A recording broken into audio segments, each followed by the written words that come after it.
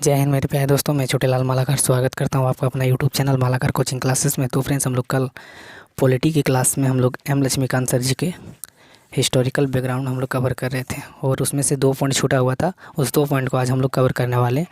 तो हेडिंग जो हम लोग पढ़ा रहे थे उस हेडिंग का नाम था हिस्टोरिकल बैकग्राउंड। आप नाम दीजिएगा, हिस्टोरिकल बैकग्राउंड को हम लोग पढ़ रहे थे।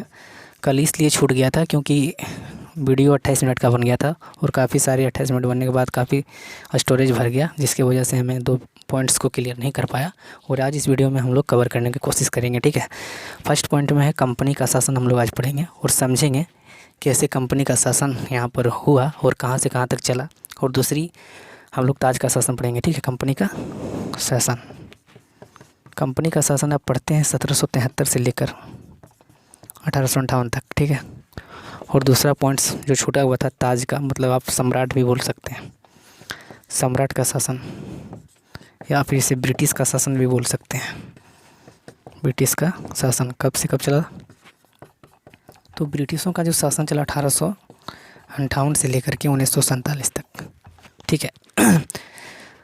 तो हम ये सब तो 2 पॉइंट्स छूटा हुआ था, इस 2 पॉइंट्स को हम इस वीडियो में 15 से 20 मिनट के अंदर हम लोग कवर करने का कोशिश करेंगे। और लगभग थोड़ा वीडियो लॉन्ग होगा, लेकिन हम जल्दी जल्दी करने का प्रयास करेंगे, ठीक है। तो सबसे पहले हमें कंपनी का शासन पढ़ना है। क्या पढ़ना है? कंपनी का शासन। तो कंपनी का शासन 1773 से लेकर 1858 तक चला, ठीक है। और ताज का शासन नहीं, सम्राट ने ब्रिटिश का शासन जो चला वो 1858 से लेकर 1947 तक चला। तो हम लोग सबसे पहले कंपनी का शासन पढ़ेंगे, उसके बाद हम लोग ताज का शासन यानी सम्राट का शासन, ब्रिटिश का शासन हम लोग पढ़ेंगे। तो कंपनी का शासन कहाँ से स्टार्ट हुआ? 1773 से लेकर के 1858 तक चला, ठीक है।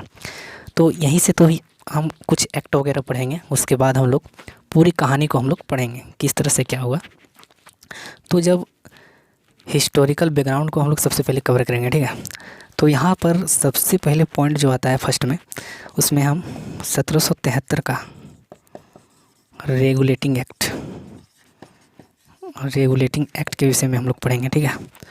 1773 का रेगुलेटिंग एक्ट का कहने का मतलब, रेगुलेट मतलब क्या होता है? किसी चीज़ को जोड़ना, किसी चीज़ को आप जोड़ते हैं। तो जब आप किसी चीज़ को जोड़िएगा तो उसे क्या बोलते हैं? रेगुलेट करना।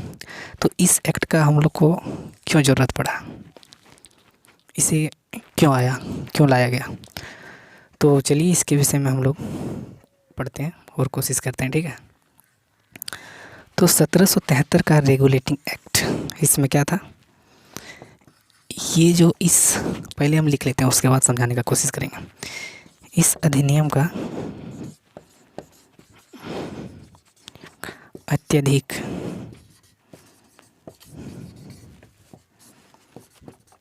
संवैधानिक महत्व था। मतलब जब ये एक्ट आया, कौन सा एक्ट? 1773।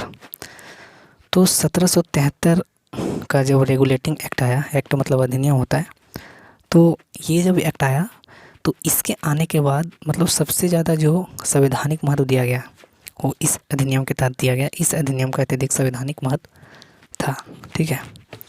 उसके बाद लिखिएगा था, यह कर दीजिएगा, भारत में ईस्ट इंडिया, पहले हम लिख लेते हैं, उसके बाद हम आपको समझाने का प्रयास करेंगे। भारत में ईस्ट इंडिया कंपनी के कार्यों को नियमित और नियंत्रित करने की दिशा में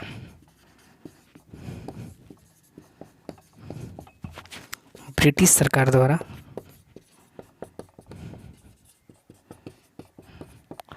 उठाया गया यह पहला कदम था।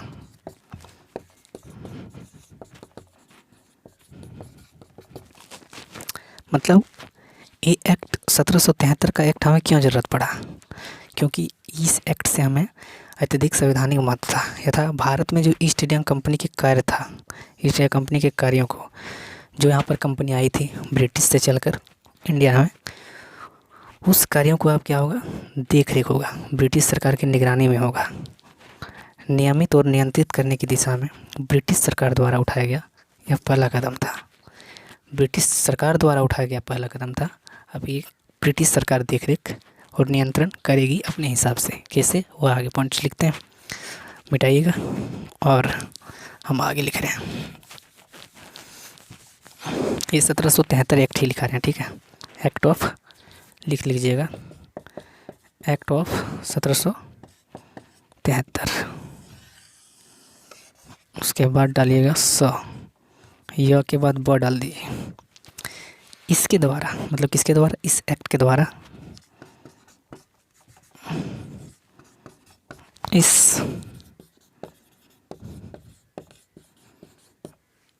इसके द्वारा, इस अधिनियम के द्वारा पहली बार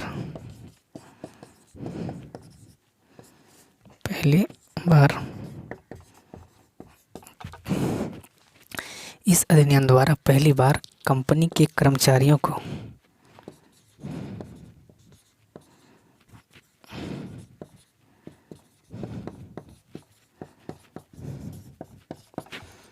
इस अधिनियम द्वारा पहली बार कंपनी के कर्मचारियों को निजी व्यापार करने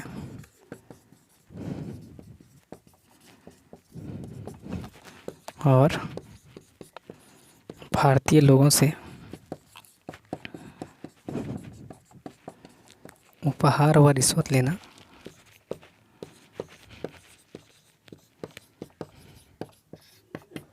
प्रतिबंधित कर दिया गया।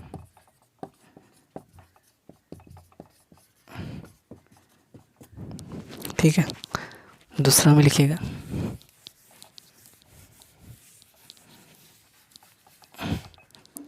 में इसके द्वारा पहली बार कंपनी के प्रशासनिक और राजनीतिक कार्यों को मान्यता मिली। इसके द्वारा पहली बार कंपनी के कर्मचारियों को प्रशासनिक जो प्रशासन देखते हैं और राजनीतिक कार्यों को मान्यता मिली। और ह में लिखिएगा, इसके द्वारा भारत में केंद्रीय प्रशासन की नींव रखी गई।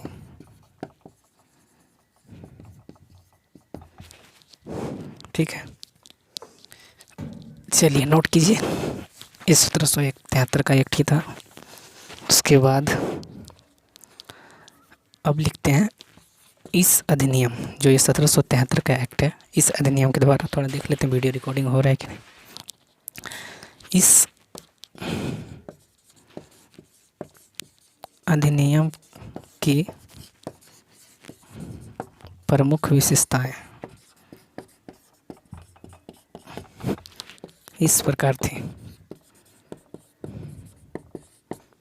क्या था, जो 1773 का एक्ट है, इस अधिनियम का हम लोग विशेषता पढ़ते हैं। ठीक है, तो फर्स्ट पॉइंट लिखिएगा, हम मिटा रहे हैं थोड़ा।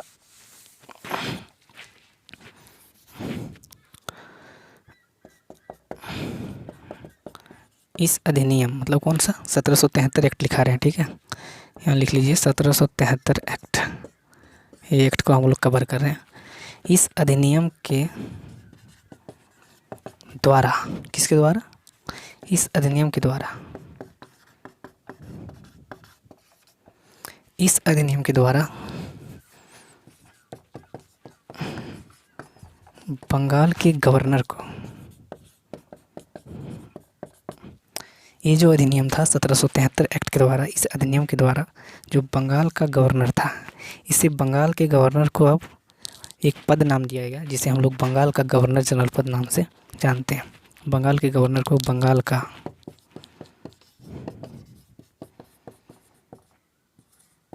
गवर्नर जनरल पद नाम दिया गया। एवं उसकी सहायता के लिए,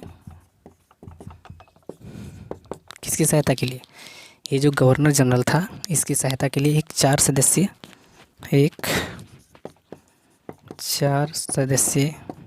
सदस्यीय कार्यकारी परिषद का गठन किया गया।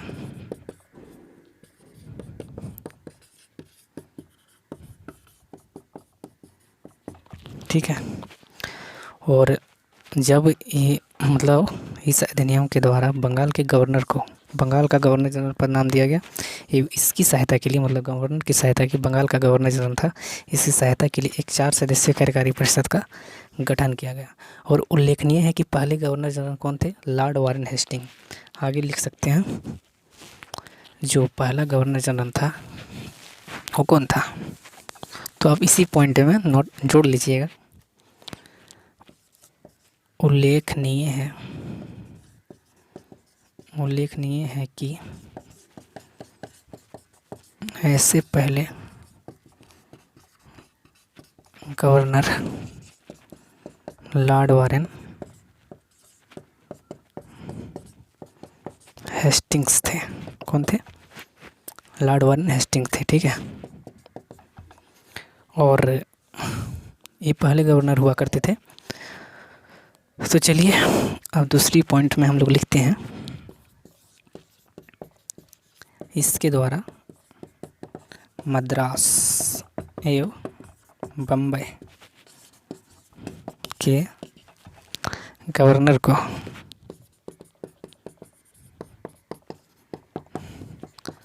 बंगाल के गवर्नर जनरल के अधीन हो गए। समझा रहे हैं?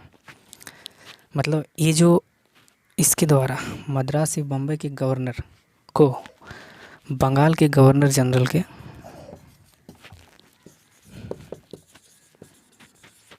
अधीन हो गए। मतलब ये जो आप देख रहे हैं इस अधिनियम के द्वारा, इसके द्वारा ये मतलब ये 1773 के द्वारा जो मद्रास और बम्बई के जो गवर्नर था अलग अलग हुआ करते थे, वो अपने राज्य में वो अपने हिसाब से अपने तरीके से अपनी ही मतलब ये जो फैसला लेंगे वो पहले करते थे, लेकिन अब ऐसा नहीं होगा। अब जो बंगाल का गवर्नर जनरल के अधीन होना पड़ेगा, जो ये डिसीजन लेंगे, जो ये फैसले करेंगे, उन हिसाब से आपको चलना पड़ेगा। तो इसके द्वारा मद्रास से बम्बई के गवर्नर को बंगाल के गवर्नर जनरल के अधीन हो गए। ठीक है। जबकि पहले क्या था? जबकि पहले सभी प्रेसिडेंसियों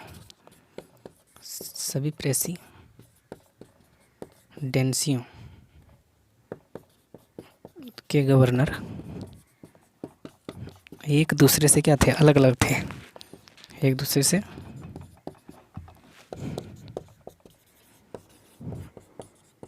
अलग थे। ठीक है, इसे नोट कर लीजिएगा, हम आगे लिखा रहे हैं। तीसरा पॉइंट डालिएगा और तीसरा पॉइंट में हम लोग देखते हैं क्या लिखेंगे। थर्ड पॉइंट में लिखिएगा, इस अधिनियम के द्वारा मतलब 1773 एक्ट के द्वारा इस अधिनियम के अंतर्गत कर लीजिए। इस अधिनियम के अंतर्गत कलकत्ता में कब? 1774 में एक उच्चतम न्यायालय की स्थापना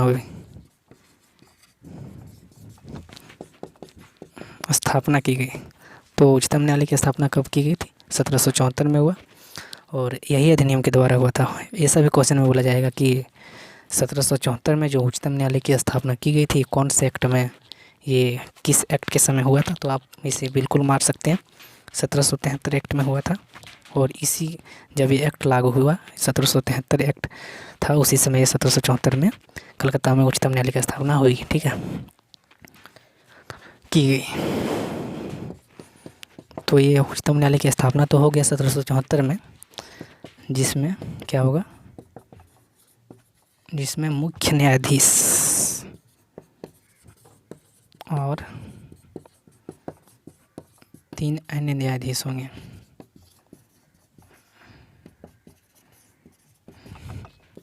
नहीं थे कर लीजिए। ठीक है, इस अधिनियम के द्वारा मतलब 1773 एक्ट के द्वारा कलकत्ता में 1774 में एक उच्चतम न्यायालय की स्थापना की गई, जिसमें मुख्य न्यायाधीश और 3 अन्य न्यायाधीश थे।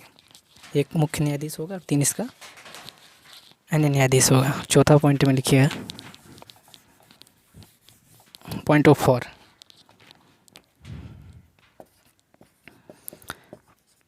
इसके द्वारा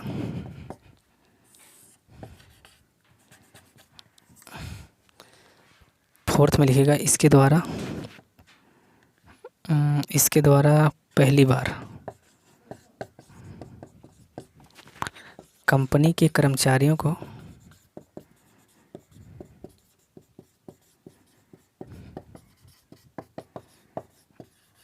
निजी व्यापार करने और भारतीय लोगों से उपहार व रिश्वत लेना प्रतिबंधित कर दिया गया। मतलब ये जो अधिनियम था, ये जो कानून था 1773 एक्ट में, इसके द्वारा मतलब 1773 के द्वारा पहली बार कंपनी के कर्मचारियों को निजी व्यापार करने और भारतीय लोगों से उपहार और रिश्वत लेना प्रतिबंधित कर दिया था। क्यों किया? क्योंकि ये जो कर्मचारी थे, इसने कंपनी को कभी फ़ायदा पहुंचाया ही नहीं। कंपनी रातों रात कर्ज में जा रही थी और कुछ कंपनी के कर्मचारी ऐसे थे जो रातों रात लखपति और करोड़पति बन गए। और कंपनी को जब भेजा गया था तो कुछ उम्मीद थी कि कंपनी यहाँ पर व्यापार करके कुछ मुनाफे वगैरह कमाएगी और भारत के लिए जो कंपनी होगी वो सोने की मुर्गी देने वाली अंडा साबित होगी। तो ऐसा नहीं हुआ और कंपनी को फ़ायदा नहीं पहुँचाया, नुकसान हुआ। और इसके पीछे में जो कंपनी के कर्मचारी थे, जो कर्मचारी हुआ करते थे, काफ़ी घूसखोरी थे, मतलब काफ़ी सारी लूट मचा रखी थी, जो कंपनी को कभी फ़ायदा पहुंचता ही नहीं था। और कुछ कर्मचारी ऐसे थे, उन्होंने ब्रिटिश सरकार से गुहार लगाया कि आप इसे रोकिए, नहीं तो एक कर्मचारी आपको कर्ज में एक तो धकेल रही है और कंपनी जो मुनाफे कमाती और रातों रात कर्ज में जा रही है, तो आप इसे रेगुलेट कीजिए, जोड़िए। तब जाके 1773 में कानून लाया गया। ब्रिटिश सरकार ने तो सोचा, उसे तो मौके की तलाश में थी कि कंपनी को कब दबोचा जाए, क्योंकि कंपनी अपने हिसाब से काम कर रही थी और ब्रिटिश सरकार इस पर ध्यान नहीं दे रहा था और ब्रिटिश सरकार को मौके की तलाश में थी। तो कंपनी के कर्मचारियों ने शिकायत किया कि देखिए, जो कर्मचारी यहाँ की कंपनी के कर्मचारी हैं, ये काफ़ी सारे लूट मचा रखी है। कई सारे कंपनी के कर्मचारियों ने रातों रात लखपति और करोड़पति भी बन गए और बहुत से कर्मचारी ने यहाँ लूट मचा रखी थी। तो इन्होंने, कुछ कर्मचारियों ने कहा कि आप इसे रोकिए, रेगुलेट कीजिए, जोड़िए। तब जाके कानून लाया 1773 एक्ट का, रेगुलेटिंग एक्ट। उन्होंने कहा बिल्कुल कर देते हैं। ब्रिटिश सरकार ने कहा चलिए हम जोड़ते हैं, तो इसने रेगुलेटिंग एक्ट जो हम पढ़ रहे हैं, इन्होंने तुरंत पारित किया। ब्रिटिश संसद में जा कर के इसने इस एक्ट को पास कर दिया कि अब जो होगा, अब ऐसा नहीं होगा, कंपनी जो कर्मचारी लूट मचा रहे, अब ऐसा नहीं होगा। कंपनी के जो कर्मचारी होंगे, अब हम लोग की निगरानी में, हम लोग जब इसकी देख रेख में होगी, तब जाके ये सब होगा। तब जो ये कंपनी के कर्मचारी को निजी व्यापार जो कर रहे थे, अब इसमें प्रतिबंध कर दिया करने, और भारतीय लोगों से उपहार जो ले रहे थे, इस पर अब कर दिया, प्रतिबंधित कर दिया कि अब आप नहीं ले सकते हैं। सीधे सीधे अब ब्रिटिश सरकार इसकी निगरानी करेगी कैसे लेना है। हालांकि ये तो लेंगे, लेकिन अपने हिसाब से ये कानून पास कर रहे हैं, क्योंकि यहाँ के कर्मचारी दलाल थे और कंपनी को फ़ायदा अगर पहुँचता तो ये सब कानून नहीं आता। लेकिन ऐसा उन्होंने इसलिए किया क्योंकि कंपनी के कर्मचारियों को, कंपनी को फ़ायदा ही नहीं पहुंच रहा था। ठीक है। और 5वां पॉइंट में लिखिएगा,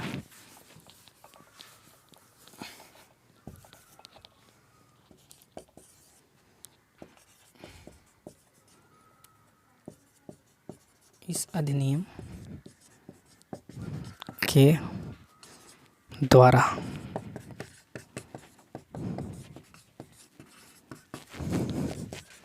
ब्रिटिश सरकार का कोर्ट ऑफ डायरेक्टर।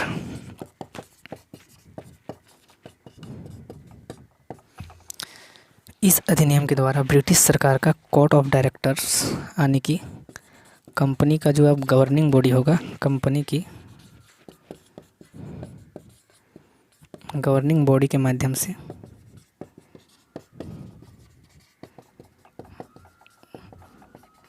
कंपनी पर नियंत्रण सशक्त हो गया।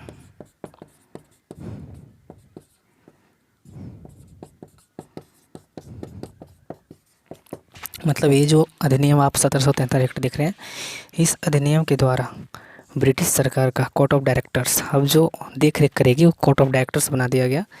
अब ये देख रेख कोर्ट ऑफ डायरेक्टर्स करेगी, कंपनी की गवर्निंग बॉडी के माध्यम से कंपनी पर नियंत्रण सशक्त हो गया। अब ये देख रेख जो करेगी वो ब्रिटिश सरकार वहाँ से तो इंग्लैंड से तो नहीं देख रेख करेगी, इसलिए इन्होंने यहाँ पर कोर्ट ऑफ डायरेक्टर्स कंपनी की गवर्निंग बॉडी के माध्यम से कंपनी पर नियंत्रण मतलब देख रेख जो अब करेगी कोर्ट ऑफ डायरेक्टर्स करेगी, ठीक है। और नियंत्रण सशक्त हो गया। उसके बाद लिखेगा इसने भारत में इसके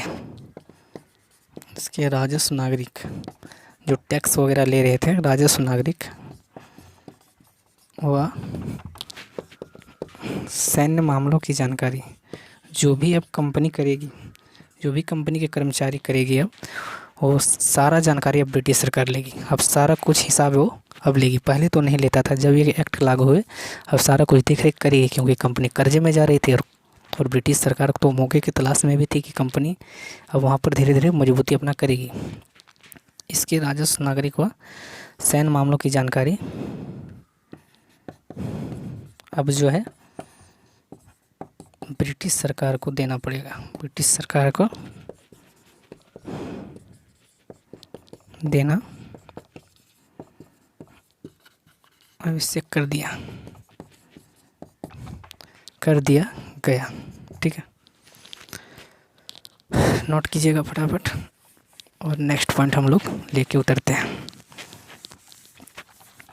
देख लेते हैं वीडियो कितना लंबा बना, अगर 20 मिनट का होगा तो यहीं बंद कर देंगे। तो चलिए ठीक है दोस्त, हम लोग नेक्स्ट वीडियो में दूसरा पॉइंट को कवर करेंगे, क्योंकि वीडियो 20 मिनट से ज़्यादा हो चुका है और अपलोड करने में भी काफ़ी वक्त लगता है। और यहाँ वाईफाई की अभी सुविधा नहीं है जो आपको हम लाइव क्लास करके हम वीडियो अपलोड करें, और अगर होगा तो उस समय 3-4 वीडियो अपलोड होगी, ठीक है।